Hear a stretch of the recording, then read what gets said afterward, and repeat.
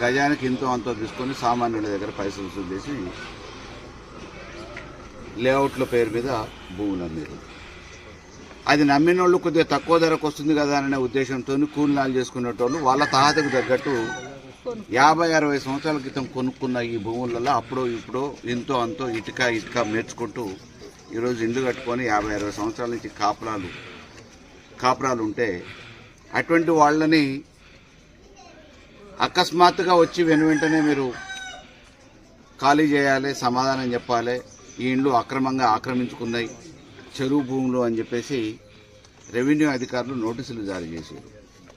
ఈరోజు ఆ నోటీసులు తీసుకున్న వాళ్ళు అకస్మాత్తుగా ఎప్పుడు గుండెపోటు వస్తుందో తెలియని అయోమయ పరిస్థితులలో ఉన్నారు.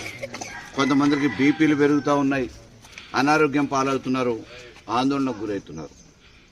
ఈ సమస్యకు పరిష్కారం చూపించాల్సిన అధికారులు ఇంతకుముందు అనుమతులు ఇచ్చి అన్ని రకాలుగా పన్నులు తీసుకొని ఇంటి బిల్లులతో పాటు విద్యుత్ బిల్లులు కూడా తీసుకుంటూ ఈరోజు చేతులు ఎత్తేసి మాకేం తెలియదు అన్నట్టు అనుమతులు ఇచ్చిన అధికారులే ఈరోజు అక్రమంగా మీరు ఇళ్ళు కట్టుకున్నారని చెప్పేసి సమాధానం చెప్పే పరిస్థితి ఉన్నది.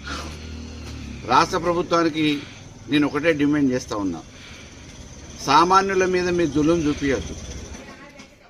నిజంగా ఈ చెరువు 1100 ఎకరాలు ఉందనేది రికార్డు. ఆ 1100 ఎకరాలలో ఆక్రమించుకున్న పెద్ద రైతులు ఉన్నారా, బడా వ్యాపారస్తులు ఉన్నారా, వాణిజ్య సంస్థలు ఉన్నాయా, వాళ్ళ మీద మీ జులుం చూపించండి. ఏ రోజుకు ఆ రోజు కాయకష్టం చేసుకొని కడుపు నింపుకొని తలదాచుకునే సామాన్యుల మీద జులుం చూపించడానికి ప్రయత్నం చేస్తే బీఆర్ఎస్ పార్టీ పక్షాన ఒక ప్రజాప్రతినిధిగా వీళ్ళకి అండగా ఉంటాం. ఇక్కడ ఒక్క ఇల్లు కూలినా దానికి సమాధానం ప్రభుత్వం చెప్పుకోవాల్సి వస్తుందని చెప్పేసి నేను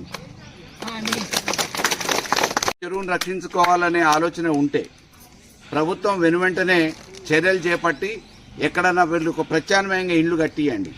1100 ఎకరాలు భూమి పాత దాని ప్రకారం ఎక్కడున్నాయో హద్దుబందులు పెట్టండి.